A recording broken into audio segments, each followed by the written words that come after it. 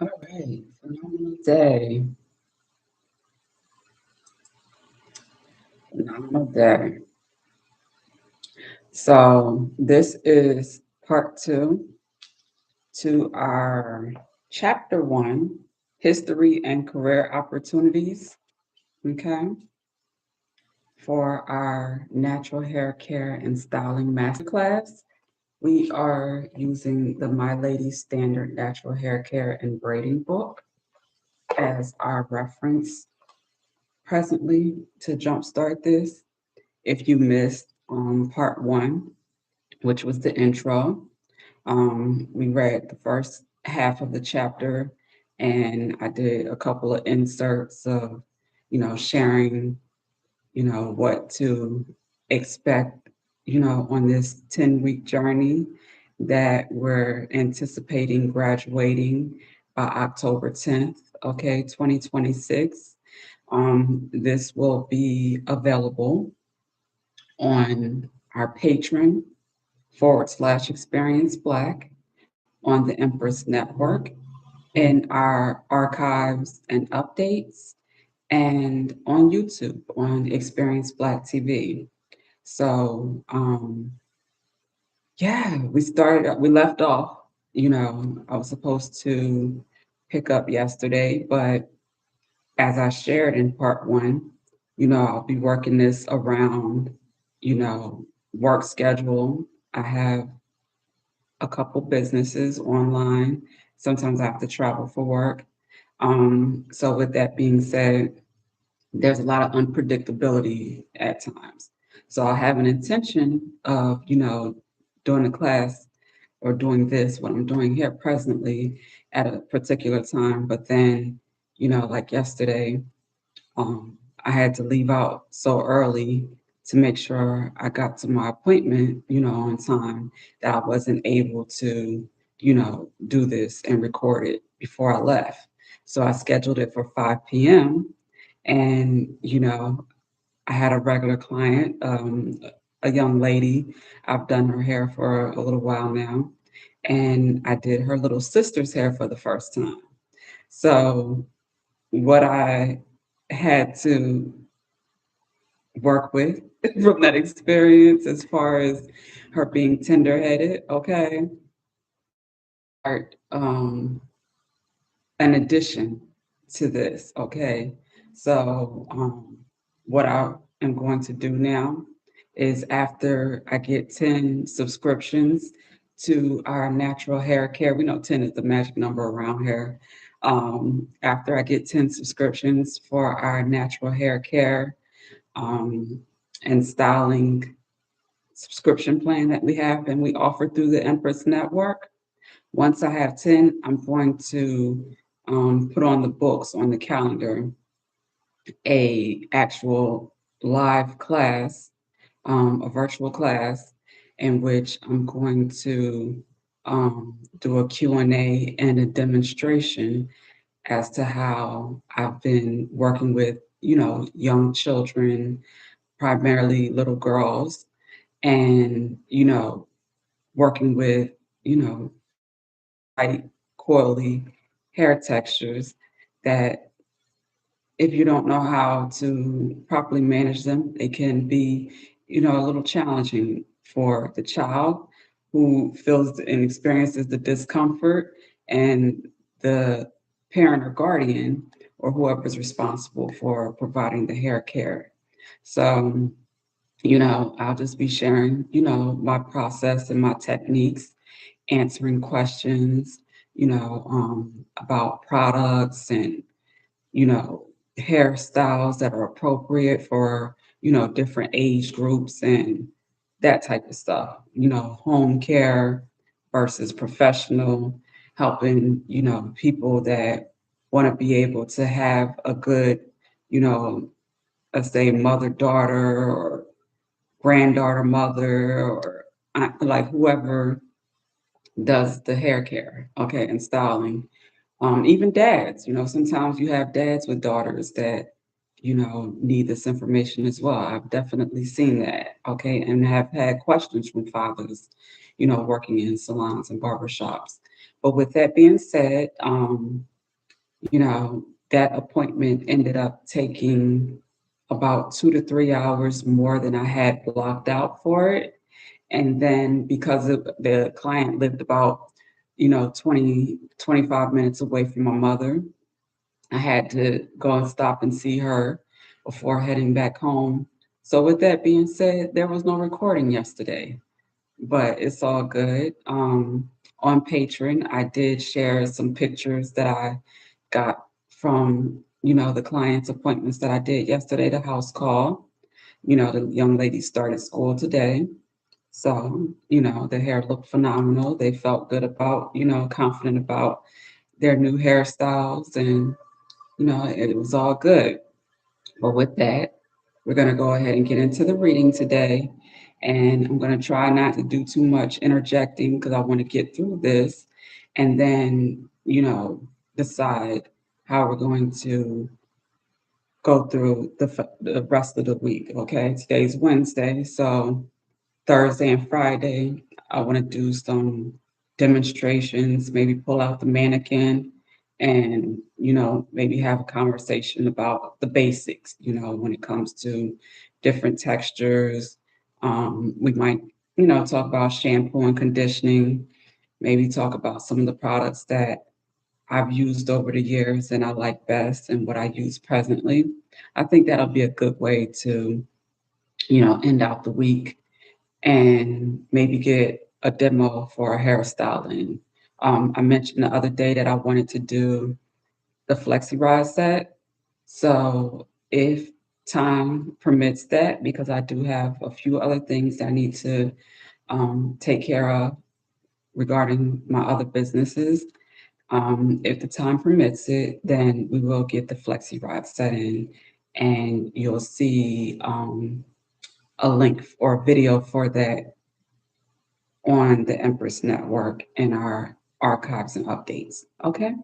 All right. So let's go ahead and get into it. So we left off, we were talking about the civil rights movement and Black Power, the different hairstyles, including the Afro. Okay. We talked about a little bit of activism and versus segregation, and many African Americans began to embrace their natural hair, which gave rise to the Afro. Okay. Um, yeah, one of the did you knows was in the early 1950s, the great African American dancer Ruth Beckford wore an Afro. Later in the decade, prominent singers such as Miriam Makeba, Odetta, and Nina Simone, as well as dancers Catherine Dunham and Pearl Primus, all wore Afros. Okay, so with that being said, we talked about the pick also, and we introduced some of the phenomenal leaders that shaped um, entrepreneurship and products and sales and education when it comes to this industry. Okay, one of my favorites was um, or is Madam C.J. Walker. Okay.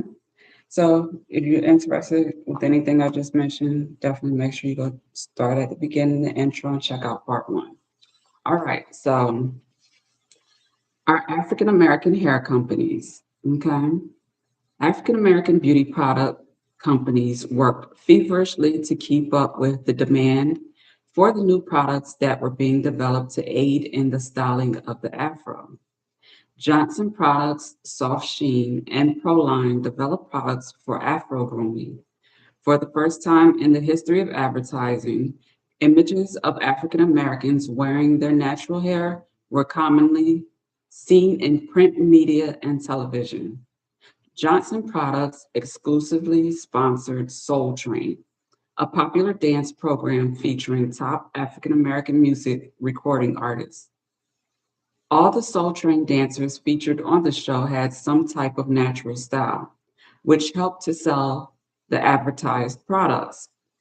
You might think that Johnson Products and other Black owned product companies were enjoying a financial boom with these new products that serviced a global market for natural styles.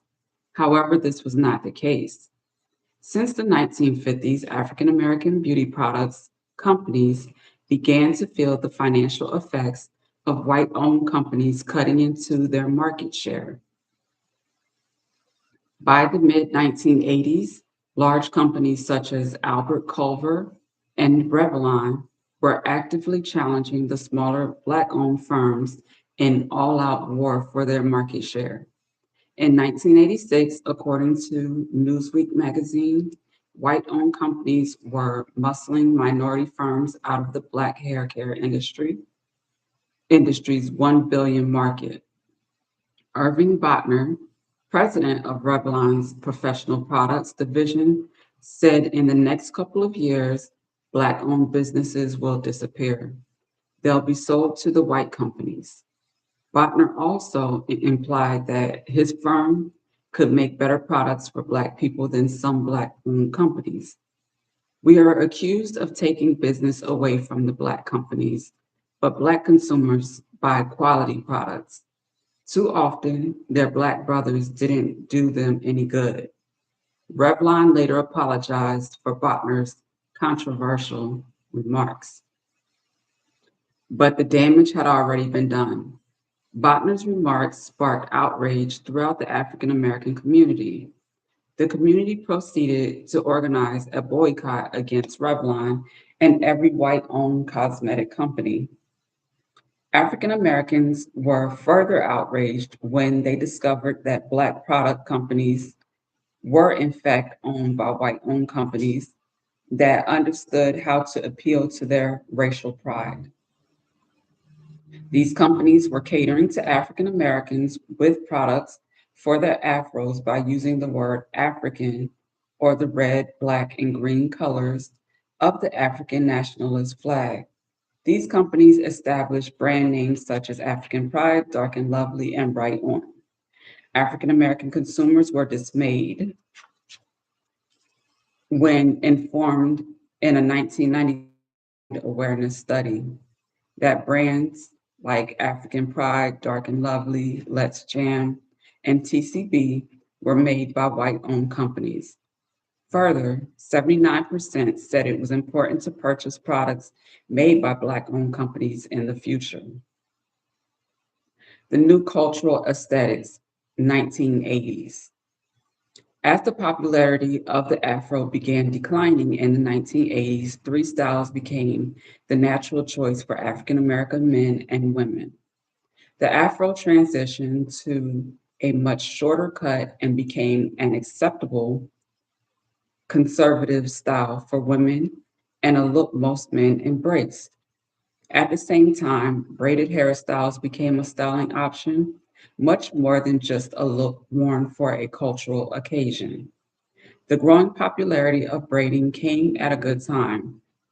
As Black women more commonly styled their hair at home, many began to see more chemical damage to their hair after using home kits. A solution needed to be found. The art of braiding can be traced back centuries to its roots in Africa.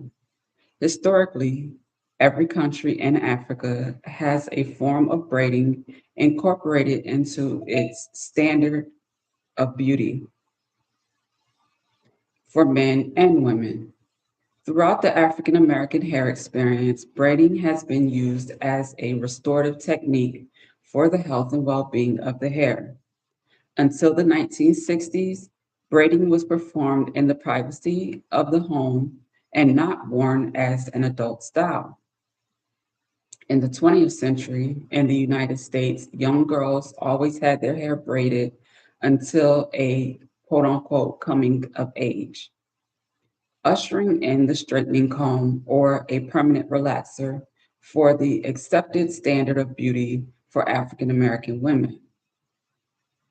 Yet, mainstream acceptance of braided hairstyles was in many respects a natural outgrowth of the Afro during the 1960s, along with the celebration of cultural authenticity. Grounded in this newfound cultural awareness and the predominant natural beauty aesthetic, braided hairstyles became an option for African American women of college age as well as those younger than 35 years of age.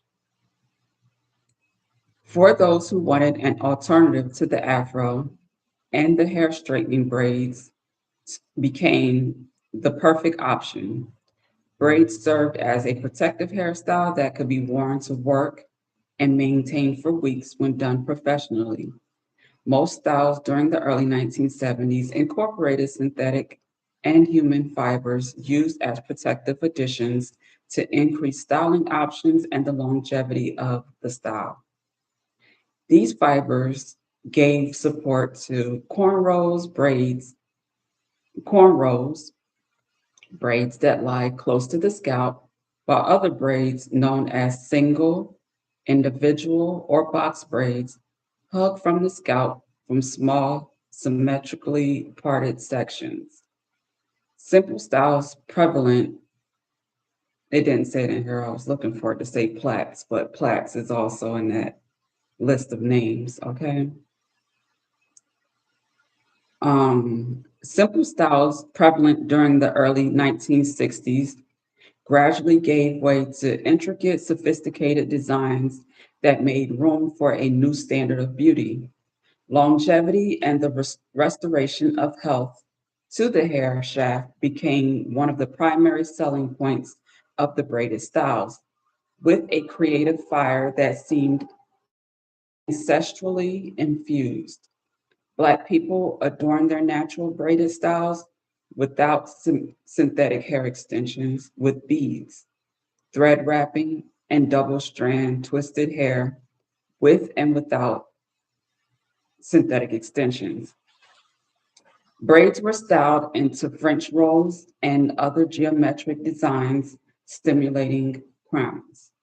The longevity of the styles increased as well, ranging from days to weeks to months, with a cleansing regimen to care for the scalp until the style was removed. All over the country set up a cottage industry to service children, women, and young men. Many stylists attained financial independence within this entrepreneurial climate. As the demand for braiding grew, braiders all over the country made the transition from a home based business to a professional salon setting.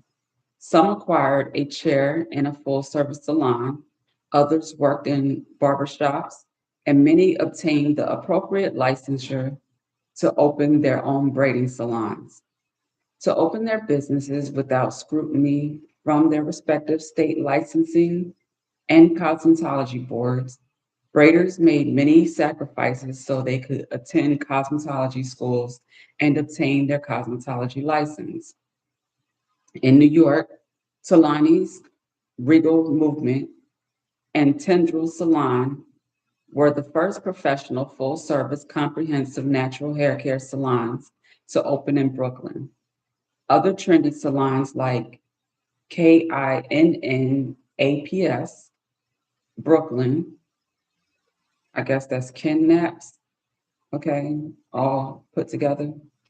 And then Kamek Kinks in Tribeca, New York City, um, and Turning Heads in Harlem, New York City soon followed suit in the mid to late 1980s. Unlike braiding salons that opened before or after them, these early salons offered barbering services and the grooming of locks, along with restorative hair treatments for chemically damaged hair. Braid practitioners who attended cosmetology schools were keenly aware that the beauty school curriculum taught nothing about the grooming and styling of African American natural hair braiding and hair locking. Furthermore, in other states, braiders opened their salons with a business license, knowing that none of the beauty enhancement licensing laws addressed the service of braiding.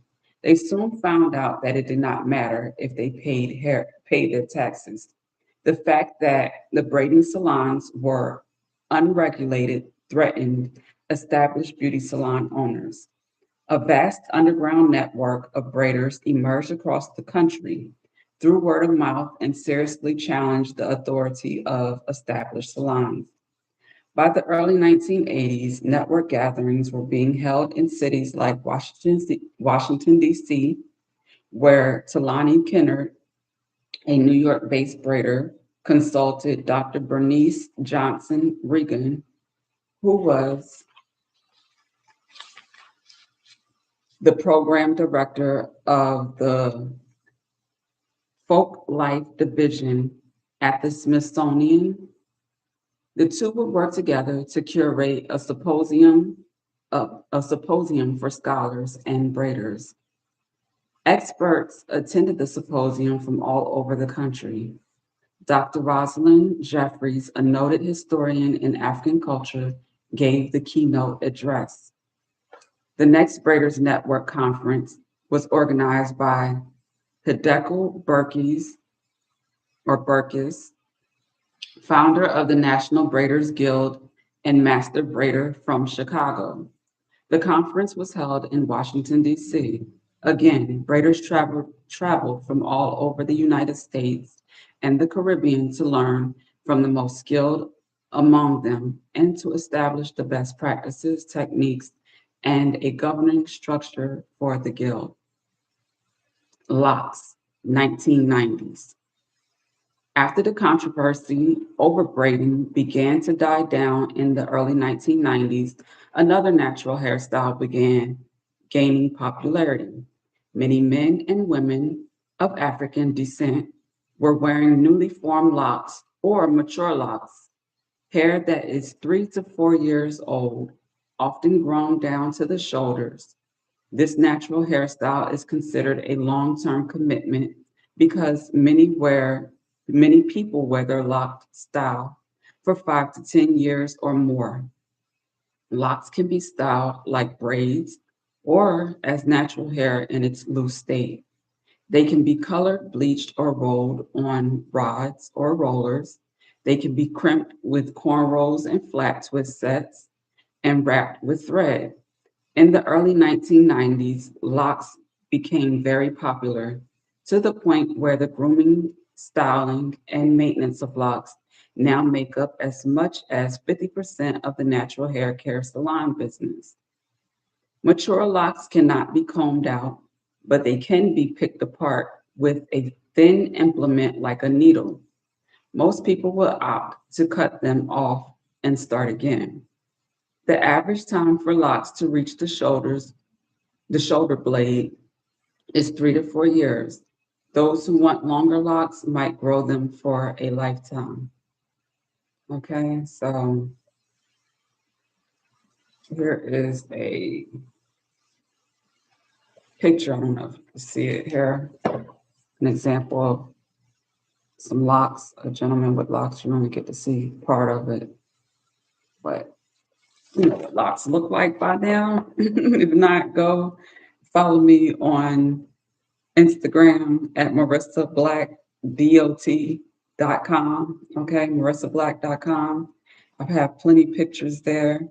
Um, Also follow me on TikTok at Empress Beauty Boutique. I got plenty of videos of my lock styles for men, women, and children there. On YouTube, I got plenty of shorts there. Or everything is housed that you can find at all those social media platforms on the Empress Network at empressblack.com. All right, just had to throw that in there. Okay, so transitioning the 2000s to present.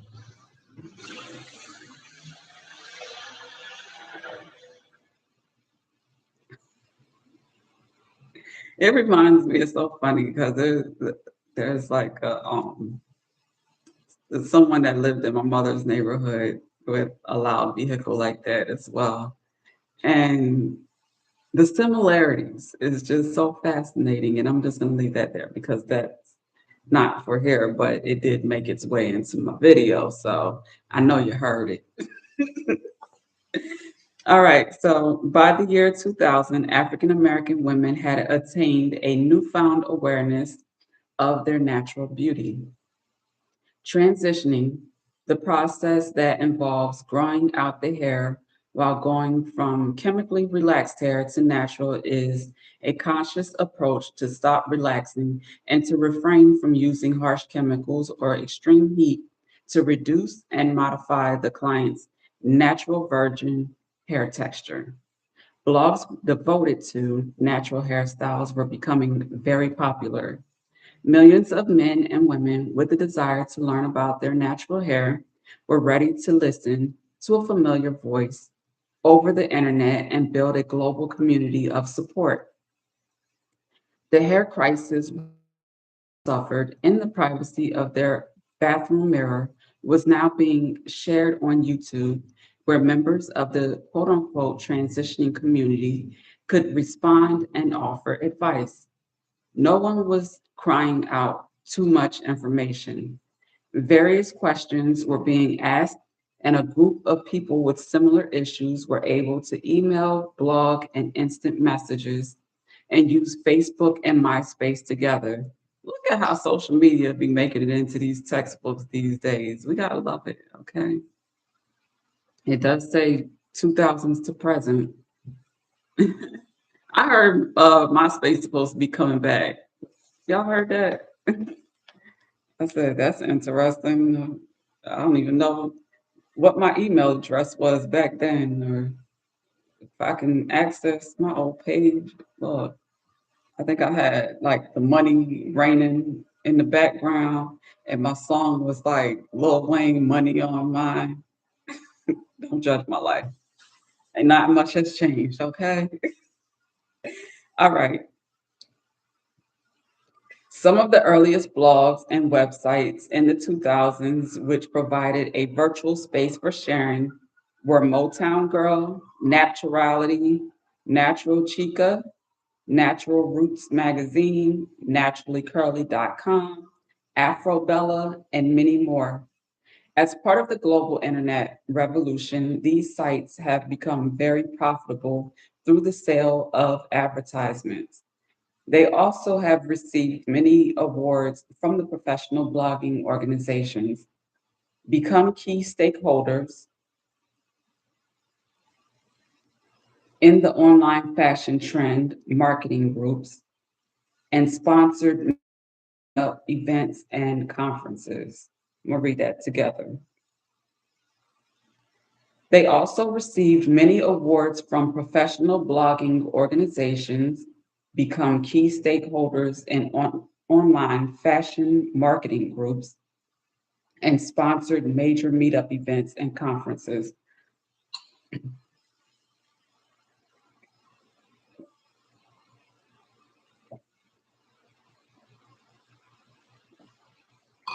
Okay. I just got off of are now falling in love.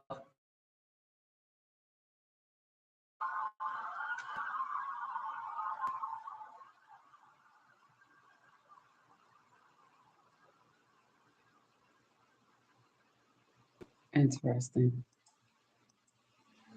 All the distractions in the background. We got all these sirens, and then I got all the my signal said it was unstable for a second. This is live, but I'm also saving it, and I want to make sure that the quality of the video is doing what it's supposed to be doing.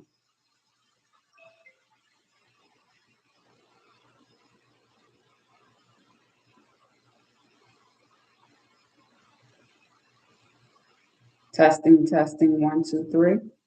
Testing, testing, one, two, three. Testing, testing. Just checking. Because my readings were definitely cut off the other day. Okay, all right. Women are now falling in love with their natural hair like never before. Their desire for more education on products, tools like accessories, shampoos, conditioners, hair oils, and conditioning treatments have reached unheard of levels. Meetups are happening all over the world and focusing on natural hair textures. Time and distance are no longer obstacles. Classes are streamed over the internet, discussion groups are teleconferenced over the phone, and smartphone record spontaneous experiences with images of natural hair. All right, we got two FYIs here that I want to incorporate in here. Let me read these real quick. Okay. So, FYI, as far back as the 17th and 18th century in East Africa and Northeast Africa, the warriors of the Maasai tribe and Samburu tribe weaved and braided their hair. This practice can be considered one of the first documented locking techniques. For their rites of passage, young boys of the Maasai and Samburu tribe in Kenya and Tanzania have their heads shaved 2 days before being circumcised. The young warriors then allow their hair to grow long. Their hair is plaited and then parted into small sections that are divided into two and twisted, first separately and then together, and prepared with animal fat and ochre, a clay, a red clay mixture. Only warriors are allowed to wear their hair long in the tribal community.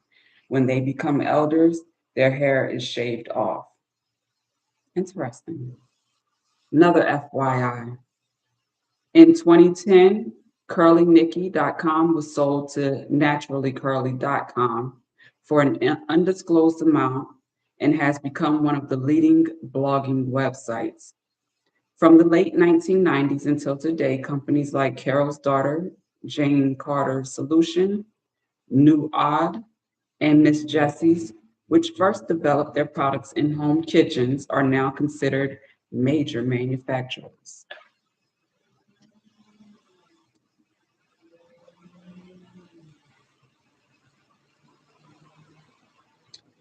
Okay.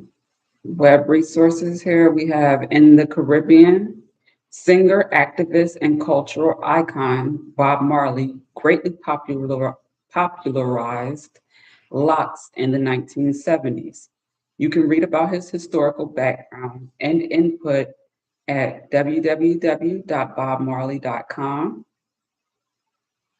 Okay. And we have the definition for transitioning, which is going natural. It's a process that involves growing out the hair while going from chemically relaxed hair to natural.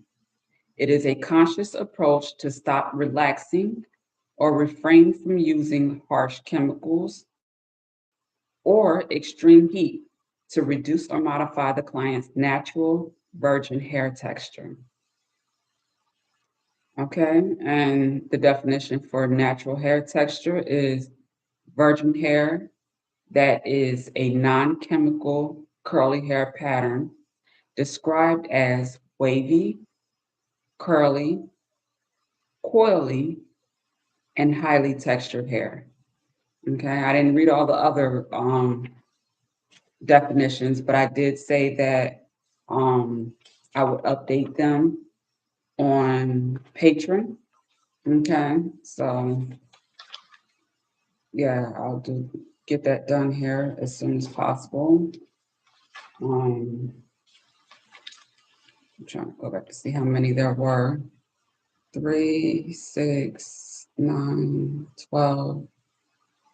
There were 14 key terms for this chapter. So yeah, we'll get back. I'll do that on Patreon. Okay. All right. So career paths for natural hairstylists. Career paths like pathways. All right. So chapter 4, the professional consultation, will give you a detailed definition of the responsibilities that the natural hairstylist or braid stylist has to the client. So our plan is to this, masterclass is 10 weeks and there's 10 chapters. So our goal is to complete the entire book, all 10 chapters. And I have a few other books here, natural hair focused books um, that I'm going to incorporate into, the studies because this is a phenomenal one, but those are, you know, old school books I had for a very long time. So they have information and, insight and stuff like that that you won't find in here. Okay. All right. But when we get to chapter 4, I have some very cool stuff. I'm going to show you all some of my first consultation forms that I created. I have actual printouts that I've still had from like 2010. Okay. I came up with the questions myself.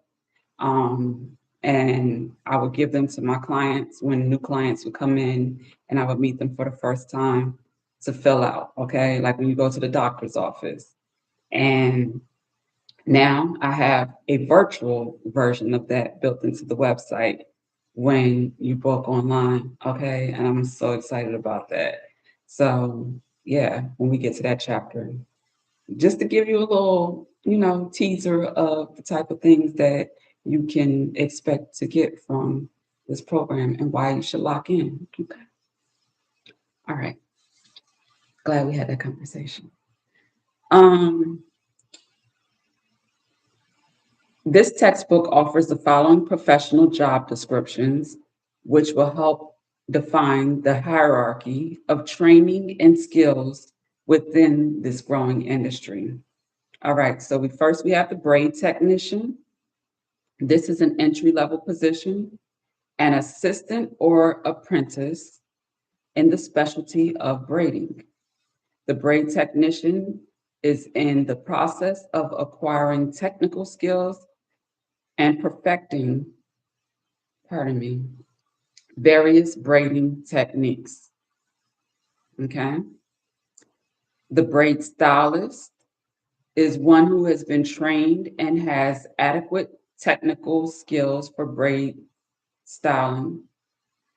I know I'm all over the place. I'm looking at the time. I got notifications going off on different devices. Pardon me, but yeah, I'm present.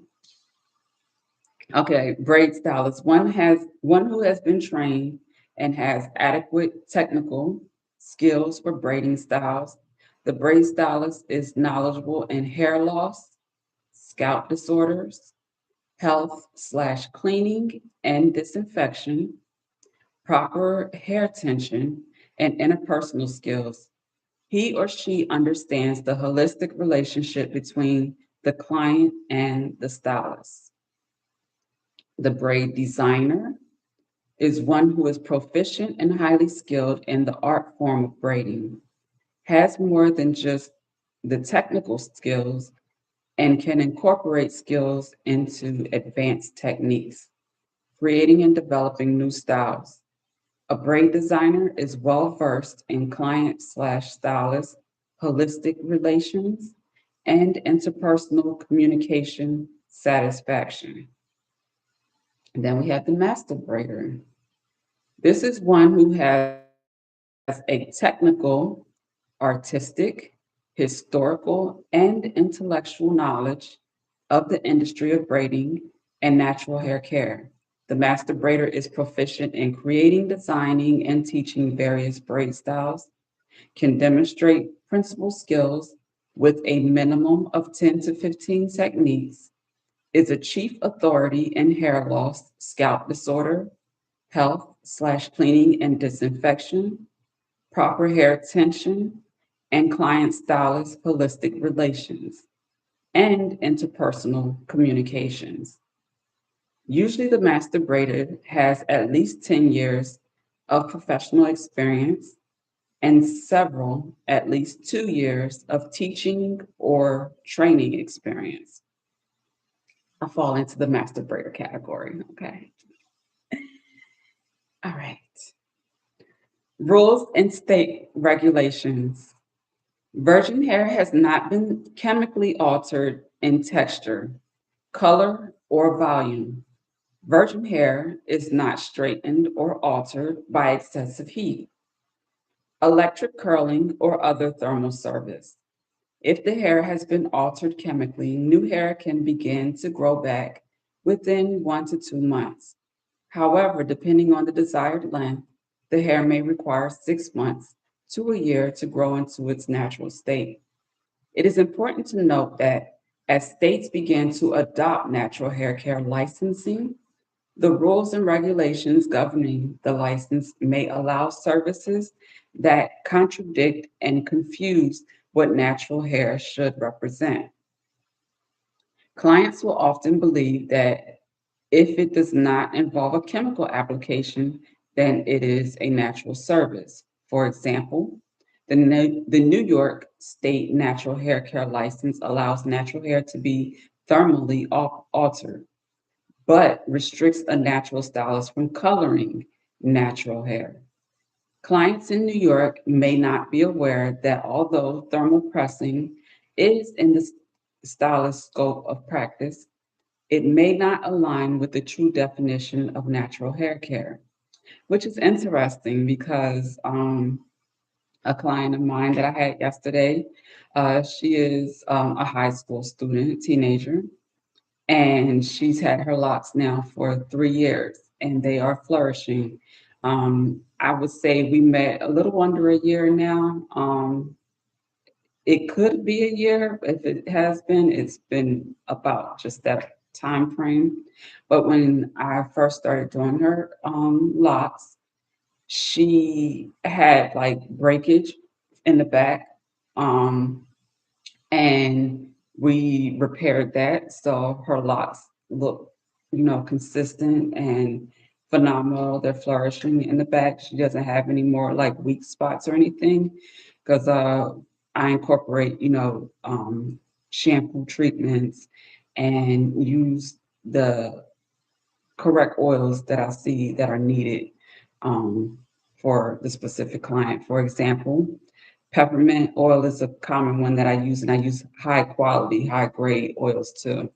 Um, but peppermint oil is one. If I see like dry, itchy scalp, or maybe you have some weak spots to promote, growth.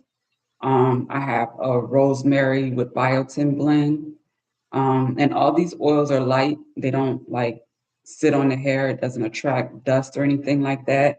So a regular shampoo will reset and, the hair won't be like oily or greasy or needing a detox. So that type of stuff matters, and we'll get more into that in the shampoo chapter. But I wanted to mention this because this specific client inquired about hair color yesterday. And although I know how to do color because I attended Paul Mitchell and got 1,300 out of my 1,500 hours, or was it 12 or 13, somewhere between there.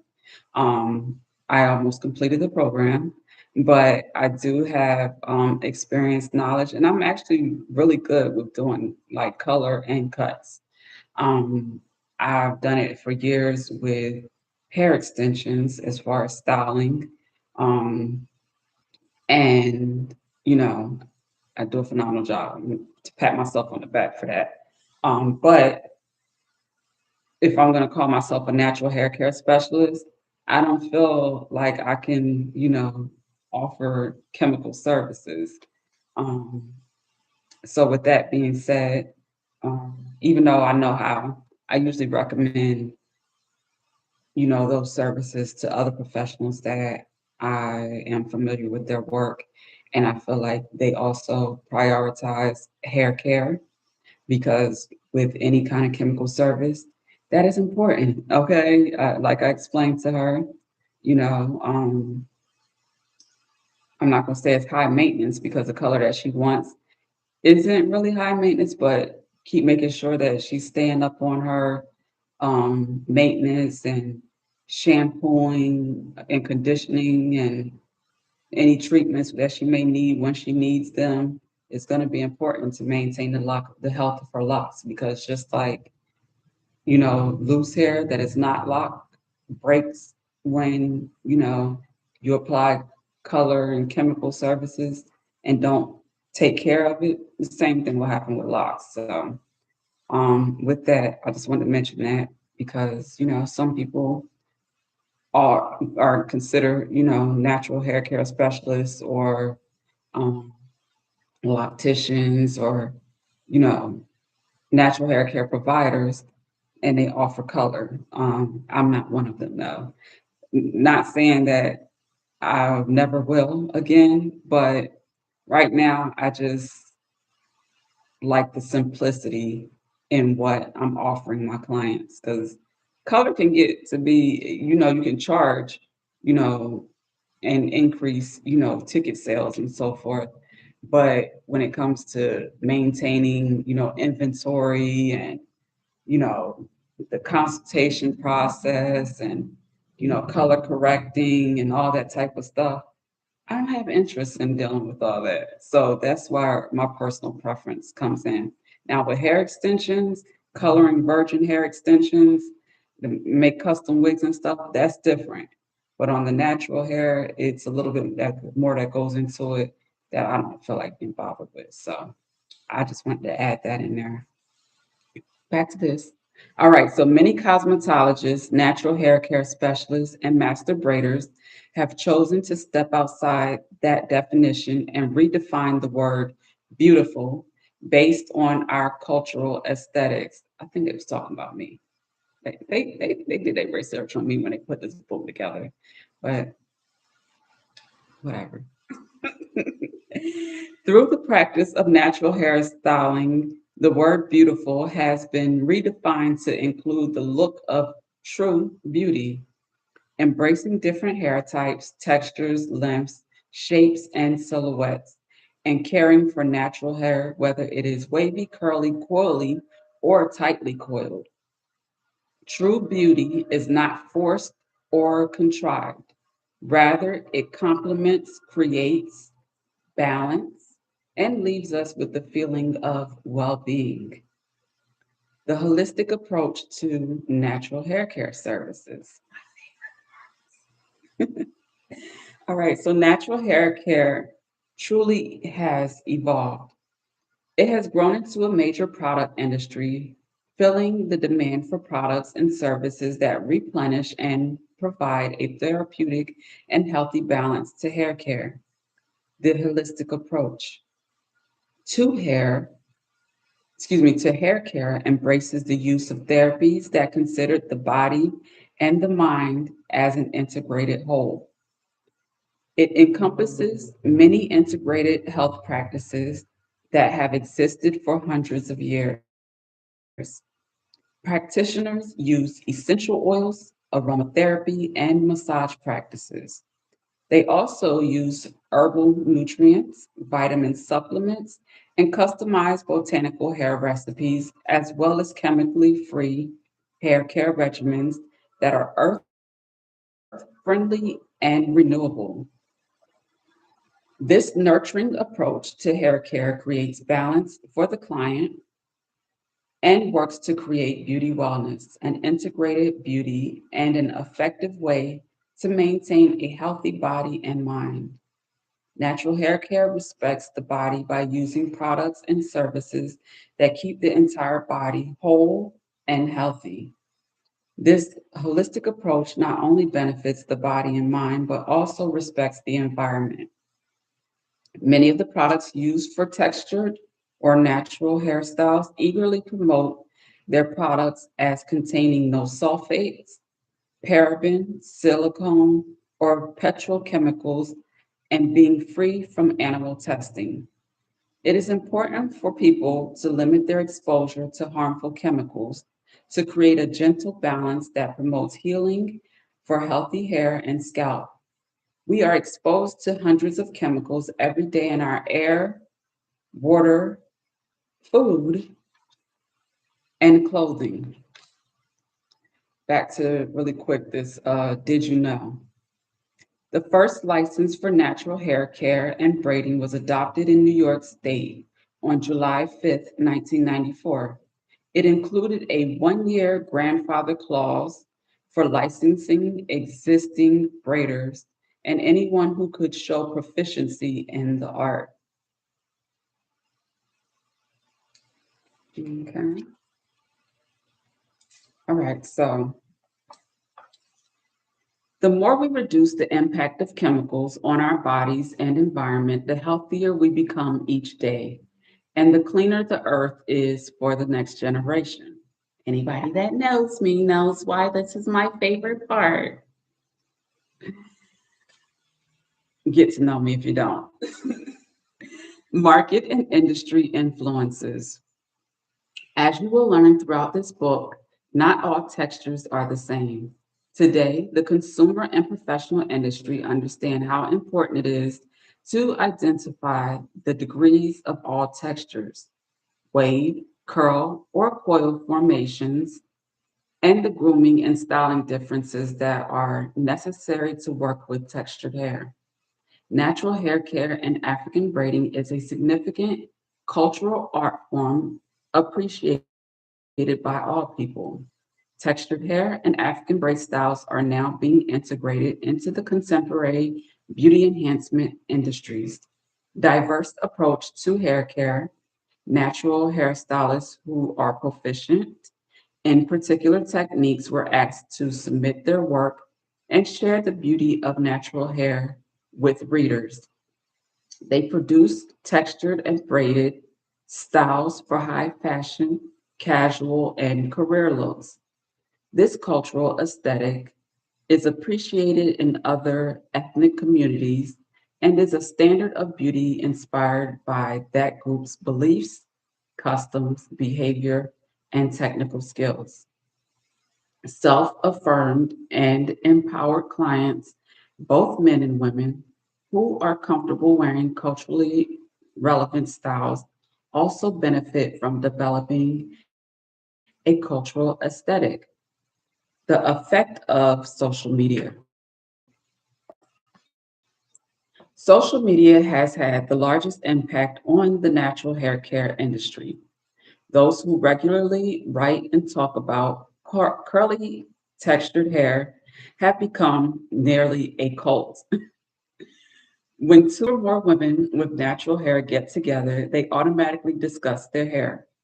Facebook, natural hair blogs, websites, meetups, short films, ebooks, certificate classes, and how to DVDs all help support the consumer base that is taking this wonderful journey into natural hair. Social media has changed the face of many industries, and natural hair is no exception. Although most of the information is enlightening, informative, and entertaining, it is consumer based and product motivated. That may be good for the product manufacturers and blog sites, but the commercialism factor can promote misinformation and attempting to make profits. New standards of beauty are emerging. New language and semantics are being used to connect people to their hair.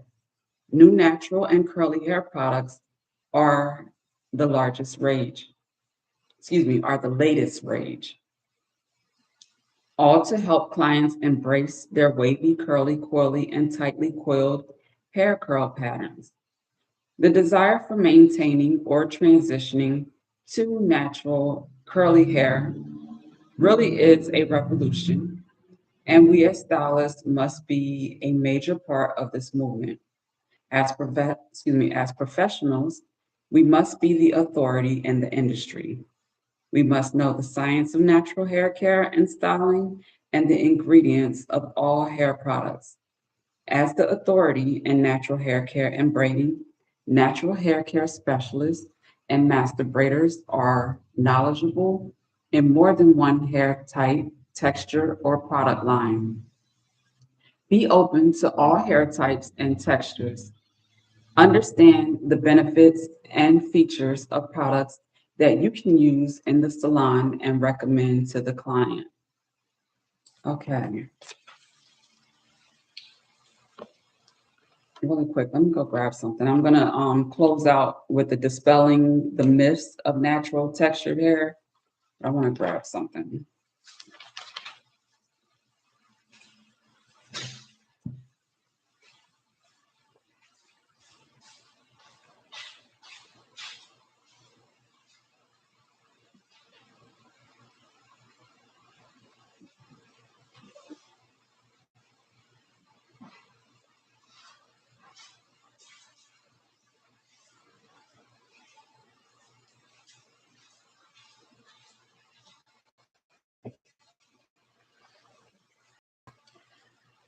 Okay.